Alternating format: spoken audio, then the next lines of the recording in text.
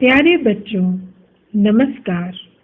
बच्चों, भूगोल इस विषय के अंतर्गत आज हम पाठ 4 वायु दाब इसकी विस्तृत जानकारी हासिल करेंगे।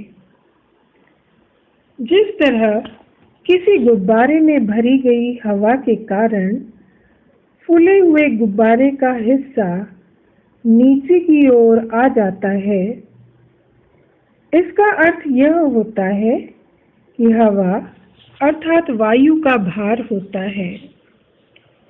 जिस वस्तु के भार होता है उसका निचली वस्तुओं पर दबाव पड़ता है। वैसे ही वायुमंडल का वायु दाब पृथ्वी पर अथवा भूपृष्ठ पर पड़ता है। पृथ्वी के ऊपर पड़ने वाले इस वायु दाब के परिणाम स्वरूप वायुमंडल में आंधी, तूफान, वर्षा जैसी अनेक गतिविधियां घटित होती हैं। इसके कुछ प्रमुख कारण हैं। पृथ्वी पर वायु दाब सर्वत्र समान नहीं होता है। वायु दाब समय समय पर बदलता रहता है। प्रदेश की ऊंचाई, हवा का तापमान और वाष्प की मात्रा जैसे मुख्य घटक भी वायु दाब पर प्रभाव डालते हैं। प्रदेश की ऊंचाई और वायु दाब में संबंध। हवा में मिश्रित धूलिकण, वाष्प, भारी वायु आदि घटक भूपृष्ठ के निकट अधिक मात्रा में होते हैं। ऊंचाई बढ़ते जाने पर यह मात्रा कम होती जाती है। भूपृष्ठ से जैसे जैसे ऊपर जाते हैं वैसे वैसे हवा विरल होती जाती है। ऊंचाई बढ़ने पर हवा का दाब कम हो जाता है। परिणामतः हवा का दाब ऊंचाई के अनुसार कम हो जाता है। तापमान और वायु दाब का निकट का संबंध है। जहाँ तापमान अधिक होता है वहाँ वायु दाब कम रहता है। अधिक तापमान के कारण हवा गर्म होती है और प्रसरित होती है। हवा हल्की बनती है। भूपृष्ठ के समीप की ऐसी गर्म हवा आकाश की दिशा में ऊपर जाती है। परिणाम स्वरूप उस प्रदेश का वायु दाब कम हो जाता है। तापमान पेटियों और वायु दाब पेटियों में पारस्परिक संबंध होता है, परंतु तापमान पेटियों का अक्षांशीय विस्तार अधिक होता है, तो वायु दाब पेटियों की कम चौड़ी होती हैं। कृपया आकृति 4.2 का निरीक्षण करें।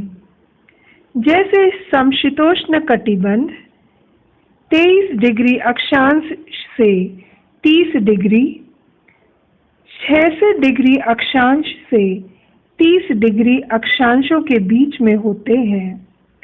इस तुलना में वायु दाब की पेटियों का अक्षांशीय विस्तार सीमित होता है। यह विस्तार सामान्यतः 10 डिग्री अक्षांश तक होता है। तापमान के असमान वितरण का प्रभाव वायु दाब पर भी पड़ता है।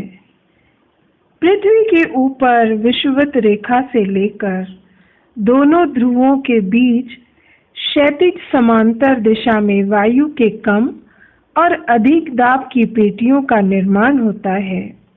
आकृति क्रमांक 4.2 का निरीक्षण करें। उष्णकटिबंधीय प्रदेशों में कौन सी दाब पेटी प्रमुखतः पाई जाती है? ध्रुवीय अक्षांशों की निर्मिति का संबंध किन दाब पेटियों से है तथा वे किस कटिबंध में आती हैं? उष्णकटिबंधीय प्रदेश में वायु दाब कम रहने का क्या कारण है? समशीतोष्ण कटिबंध में बहने वाली हवाएं किस दाब पेटी से संबंधित हैं? कम दाब पेटियां किन किन अक्षांशों के बीच हैं?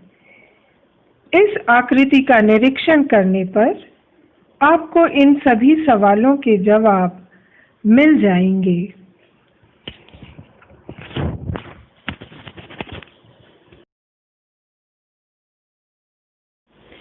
भूपृष्ठ पर दाब पेटियां।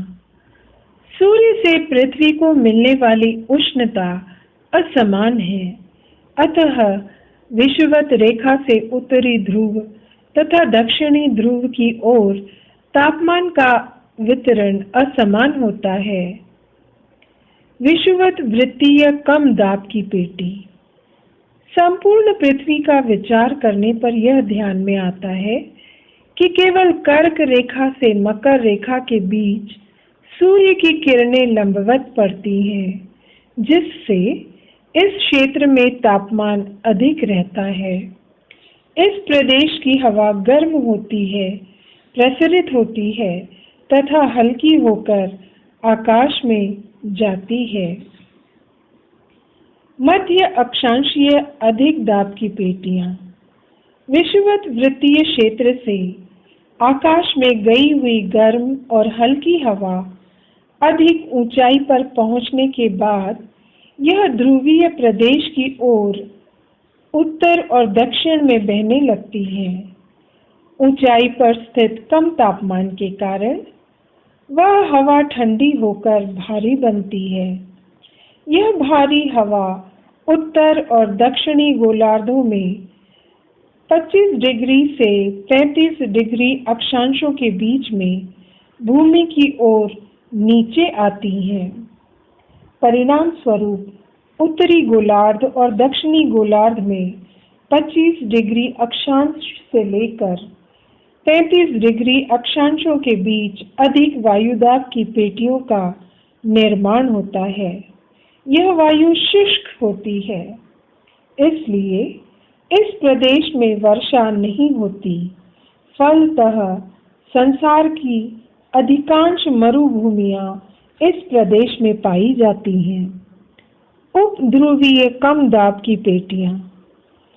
पृथ्वी का ध्रुव की ओर जाने वाला हिस्सा तुलनात्मक रूप से वक्राकार होता है, अतः ध्रुव की ओर से प्रदेश का क्षेत्र कम होता जाता है। इस आकार के कारण हवाओं को बाहर निकलने के लिए अधिक अवसर मिलता है। पृथ्वी की सतह पर हवा के साथ होने वाले कम घर्षण के कारण तथा परिभ्रमण गति के परिणाम स्वरूप इस क्षेत्र की हवा बाहर फेंकी जाती है और वहां कम वायुदाब की पेटी का निर्माण होता है। यह परिणाम 55 डिग्री से 65 डिग्री अक्षांशों के बीच उत्तरी और दक्षिणी गोलार्ध में दिखाई देता है। ध्रुवीय अधिक दाब की पेटियां। दोनों ध्रुवीय प्रदेशों में वर्ष भर तापमान 0 डिग्री सेल्सियस से भी कम होता है, अतः वहां हवा ठंडी होती है। परिणाम स्वरूप ध्रुवीय प्रदेश में भूपृष्ठ के समीप अधिक वायुदाब पेटियों का निर्माण होता है। उन्हें ध्रुवीय अधिक दाब की पेटियां कहते हैं। यह स्थिति 80 डिग्री से 90 डिग्री उत्तरी और दक्षिणी अक्षांशों के बीच दिखाई देती है।